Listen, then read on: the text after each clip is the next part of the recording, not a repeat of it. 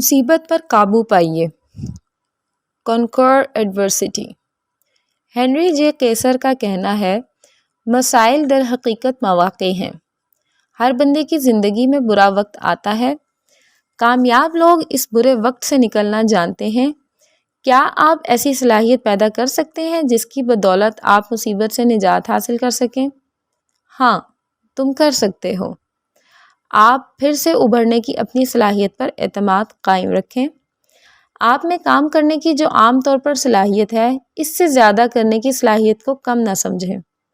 یہ ثابت کرنے کے لیے کہ اس موقع سے فائدہ اٹھائیں کہ آپ اپنی زندگی کو کنٹرول کر سکتے ہیں۔ دعا کریں، عبادت کریں، اپنے سے بھی بڑی قوت یعنی اللہ تعالیٰ پر غیر متزلزل ایمان رکھیں۔ مصیبت کے وقت اللہ تعالیٰ پر ایمان بہت ہی طمانینت کا باعث ہے۔ ایسے لوگ جو زیادہ مذہبی نہیں ہیں، ان کے لیے بھی اپنی ذات سے معاورہ کسی ہستی پر یقین رکھنا ضروری ہے۔ اپنے آپ پر افسوس کرنے کی فطری مدت میں سے تیزی سے نکل جائیں۔ اپنی مایوسی، طیش یا افسردگی کو ہوا میں اڑا دیں تاکہ آپ زندگی میں آگے بڑھ سکیں۔ مصیبت میں آ جانے کے فوراً بعد اس سے نکلنے کا ٹھوس منصوبہ ترتیب دیں۔ مشکل پر قابو پانے کی ایک جارحانہ حکمت عملی پر ڈٹے رہ کر یہ جنگ جیتیں۔ مصیبت اپنے ہمراہ بہتری کا کوئی نہ کوئی موقع ضرور لاتی ہے۔ اس موقع کو تلاش کریں۔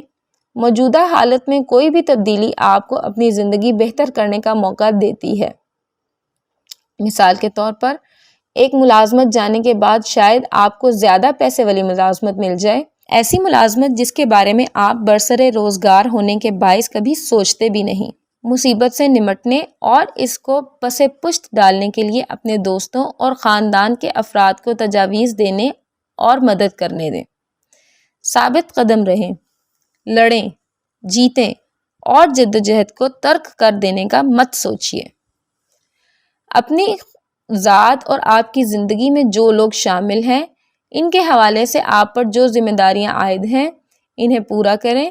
آپ مشکل و سخت حالات کا شکار ہو جائیں گے، اس کے بارے میں بھی نہ سوچیے۔ صاف اور واضح سوچیے۔ Think clearly. مارکس اور ایلس کا کہنا ہے، ہماری زندگی وہی ہے جو ہماری سوچ ہے۔ مبہم سوچ کی وجہ سے ہمارے ذہن میں رکاوٹیں پیدا ہوتی ہیں جو ہمیں فیصلوں کی جانچ کرنے سے روک دیتی ہیں۔ آپ ان رکاوٹوں سے ہٹ کر گزر سکتے ہیں۔ ہاں، تم کر سکتے ہو۔ کسی بھی شے کے بارے میں نتائج اخذ کرنے میں جتنی تاخیر کر سکتے ہیں کریں۔ اس بات پر آمادہ رہیں کہ کسی شخص کے پاس اس موضوع کے بارے میں جس کے متعلق آپ سوچ رہے ہیں اضافی معلومات ہیں جو سنے جانے کے قابل ہیں۔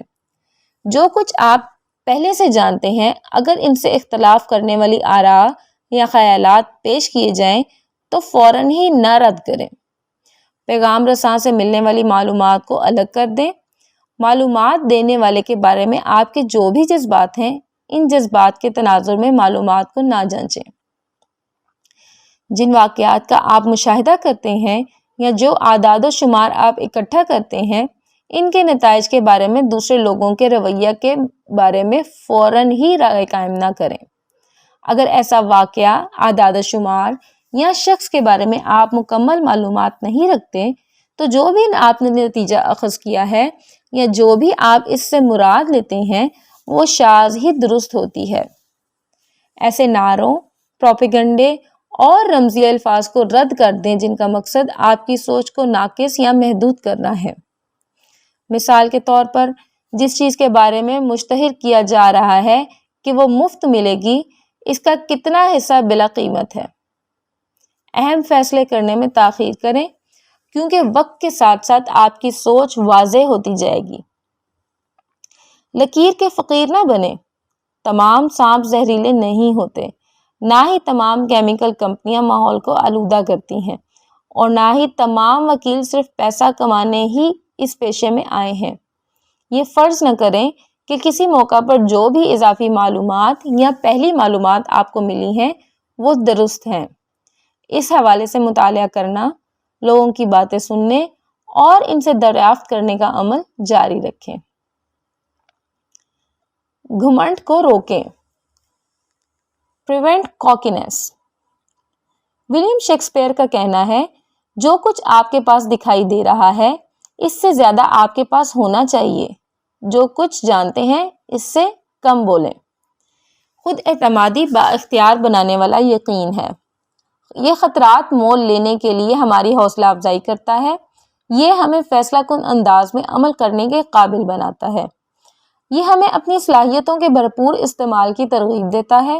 مگر جب آپ کی کامیابیوں سے ملنے والی شہرت آپ کو گھمنڈ میں مبتلا کر دے تو ہو سکتا ہے کہ آپ ذمہ داری کی حد پا کر خود جنون میں مبتلا نہ ہو جائیں. اپنے آپ کو تکبر سے بچا سکتے ہیں. ہاں تم کر سکتے ہو. جب بھی آپ خود کو کوئی توپ چیز سمجھنے لگیں تو کسی گلوب یا نقشے کا معائنہ کریں. اس سیارے میں تقریباً 6 ارب سے زیادہ لوگ رہتے ہیں. ان میں سے کتنے آپ کے نام سے واقف ہیں؟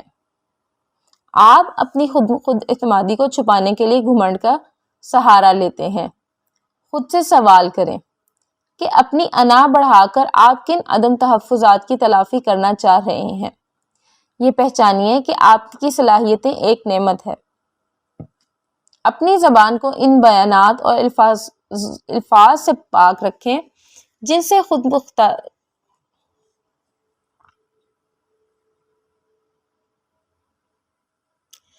اپنی زبان کو ان بیانات اور الفاظ سے پاک کریں جن سے خود پسندی کی بو آتی ہو. وہ بیانات یا جملے جن میں کی بہتات ہو کو اپنی گفتگو سے حذف کریں. اپنی کامیابیوں کو صرف اس وقت بیان کریں جب دوسرے آپ سے ایسا کرنے پر اصرار کریں. زیادہ وقت دوسروں کی بات سننے میں صرف کریں. جب خاموش ہوں گے تو شیخی بھی نہیں بگاڑ سکیں گے. جب کوئی آپ کی کامیابیوں کو تسلیم یا اس کی تعریف و تعصیف کرے تو انکساری کا ڈرامہ نہ رچائیں اور نہ ہی اس کی تفصیل بیان کرنے بیٹھ جائیں، بلکہ صرف شکریہ کہیں. ان کامیابیوں کو حاصل کرنے میں جن لوگوں نے آپ کی مدد کی ہے ان کی مدد کو تسلیم کریں. جو آپ کا پیشہ ہے اس میں انتہائی قابل احترام اور باصلاحیت لوگوں کے رویے کا مشاہدہ کریں. آپ اپنی شہرت کے بارے میں ان کا جو رویہ ہے وہی رویہ آپ اپنائیں. اگر آپ اس بارے میں بے یقینی کا شکار ہیں کہ آپ شیخی باز ہیں یا نہیں تو پھر اپنے قابل اعتماد ساتھیوں، دوستوں اور خاندان کے افراد سے یہ سوال کریں، آپ کو میرے رویے میں ایسی کون سی بات دکھائی دیتی ہے جس کو لوگ تکبر سے تعبیر کریں گے؟ اپنی ذات میں موجود خامیوں کو تسلیم کریں. Accept imperfections in yourself. Louis Marquis de Fontiers کا کہنا ہے کاملیت کی خواہش وہ بدترین بیماری ہے جو انسانی ذہن پر حملہ آور ہوتی ہے. سب سے بہتر ہونے کی جدوجہد کرنے میں کوئی حرج نہیں ہے. در حقیقت یہ جیتنے والا رویہ ہے. تاہم اپنے آپ کو اور دوسروں کو ہر حال میں خامیوں سے پاک سمجھنا بہت ہی بڑی غلطی ہے. اگر آپ کی یہ سوچ ہے تو پھر آپ مایوسی کو ہی دعوت دے رہے ہیں کیونکہ مسلسل کمال ناممکن ہے. کیا آپ اپنی ذات میں کاملیت سے کچھ کم پر راضی ہو سکتے ہیں؟ ہاں تم کر سکتے ہو. ایک کاغذ کے وسط میں ایک لکیر کھینچ کر اسے 2 حصوں میں تقسیم کریں. بائیں طرف کاملیت کی راحتیں لکھیں، دائیں طرف کاملیت کی ایذائیں کے تحت کاملیت کی خرابیوں کو بیان کریں. اب دیکھیں کہ ان دونوں میں سے کس حصے کے نکات کو زیادہ معقول اور قابل عمل ہے. اس کاغذ کا دوبارہ جائزہ لیں. جو نکات آپ نے راحتوں والے حصے میں درج کیے ہیں ان کو یہ یقینی بنانے کے لیے اثر نوٹ جانچیں کہ آیا وہ واقعی معقول اور قابل عمل ہے اور کہیں یہ خطرات مول لینے سے بچنے، کنٹرول برقرار رکھنے اور آپ کی انا کے تحفظ کا ذریعہ تو نہیں. جو دوسرے کمال پرست ہیں ان سے دریافت کریں کہ ان کے اس رویے سے انہیں کیا خوشی ہوتی ہے یا کیا ایذا پہنچتی ہے.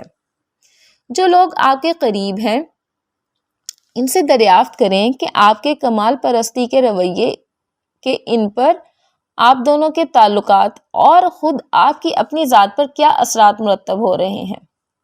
اپنی زندگی کے 3 پہلوؤں کی نشاندہی کریں جو آپ کو بہت پسند ہیں مگر چونکہ آپ کامیاب شخص بننے کی کوشش میں مصروف تھے لہٰذا انہیں نظر انداز کرتے چلے آئے ہیں. ان پہلوؤں کو اپنی زندگی میں واپس لانے کا عزم کریں۔ اپنی کامیابیوں کا اندازہ لگائیں۔ اس پر افسوس کرنے کی بجائے کہ آپ کمال حاصل کرنے سے کتنے درجے پیچھے ہیں، اس بات پر خوشی کا اظہار کریں کہ آپ نے کمال کی جانب کتنی پیش قدمی کی ہے۔ بلا منصوبہ بندی، بغیر کوئی توقعات رکھے اور نتائج کی پرواہ کیے بغیر کوئی عجیب و غریب کام کریں۔ موجودہ وقت یعنی آج پر توجہ دیں۔ ماضی کو اور گزرے کل میں آپ نے کیا کچھ کامیابیاں حاصل کر لی ہوتی کے بارے میں نہ سوچیں۔ کمال کو ایک سفر کے طور پر لیں۔ شاید آپ اپنی منزل تک کبھی بھی پہنچ نہ سکیں، مگر اس سفر کو آپ بہت ہی خوشگوار ضرور بنا سکتے ہیں۔